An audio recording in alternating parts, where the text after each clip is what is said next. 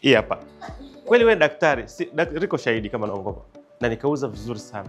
Then I realized vitu vingi ufanikiwi kwa sababu wewe ndo kikwazo. Hutaki kupay attention, hutaki kutuliza njaa. Kwa nini njaa iko mahali unapataga mteja? Ukishiba upati. Na ndio maana wawindaji wakitoka ukiwa na njaa tumbo unafanya chururu chururu, yule simkosi yule. Yaani lazima utampata. Umeshiba. Kakimbia. Utakuwa mzembe. Kwa hiyo unapoteza 10, 20 minutes, 30 minutes. Mpaka aje kushika usafi mteja shaingia. Sometimes inakuta unafanya usafi late. So sijajua strategy yake ni ipi ya kuzuia. I don't know yours as well, lakini kwa hiyo fanyeni mazoezi ya mambo ambayo mnasoma, la sivyo hayatatokea automatic. You need to do, practice. Alafu pia usitegemee, usiwe na kila kitu kinaitwa dopamine boost. Dopamine boost ni kwamba nikipost content ukoro kini collaborate nauza. I won't be there always.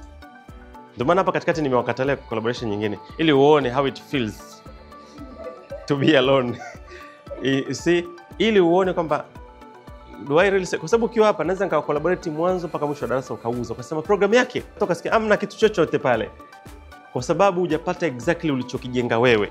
So lazima ujifunze how to survive alone. So content monetization ina mambo kama 8 ya kumonetize ambayo you need to understand. Naweza kawa jiandiko hapo. Ya kwanza ni kuna kitu kinaitwa affiliation program. Mshasikia affiliation program? Affiliation program